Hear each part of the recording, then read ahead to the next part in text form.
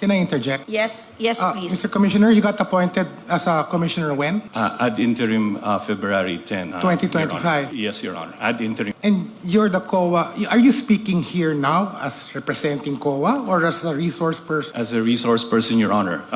But is that correct? You're a sitting COA commissioner. Your Honor, we are going through the records as a witness for the records of COA, Your Honor. But the way I'm listening to your arguments, you are defending the position of the DOF.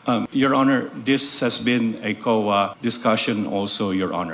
And we have also reviewed this in light not only of this case, Your Honor, but for the let me implementation. be clear. Are you speaking on behalf of the entire COA when you're speaking to the court now? Or are you speaking only from your knowledge as a COA commissioner? As a COA commissioner, Your Honor. So you're not here speaking for COA? No, Your Honor. Do you also audit the DOF? We do, Your Honor. Then isn't there a conflict of interest here? Your Honor, we were requested, Your Honor, to discuss the records. I know, and the but you're a definition. sitting commissioner. Yes, Your Honor. Don't you think there is a conflict of interest here? You're espousing views. The contending views are to be decided by this court. And now a sitting COA commissioner stands before the court? I don't get it. I really don't get it.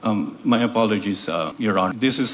I was requested to discuss the contents of the COA report, and objectively, this is part of our records, and we make the state, Your Honor, based on this. But you were not COA commissioner at the time these COA reports were made, right? Yes, Your Honor. But we have the records, and just a matter explaining what they... Except that you're wearing too many hats. What hat are you wearing? We apologize. I apologize. May I leave? You mentioned that discuss this among the member COA? Yes, Your Honor. So is there a special audit or a regular audit now of the transfer fund from the PhilHealth government? Your Honor, Was there already a special audit? no audit, Your Honor. Just to clarify. Yes, this is, Your Honor, 2024 audit covered this, and our financial audit only starts this year, Yes, Your because Honor. if there is no audit, then you are already expressing your opinions now, which we did not call you. You were offered by the respondents.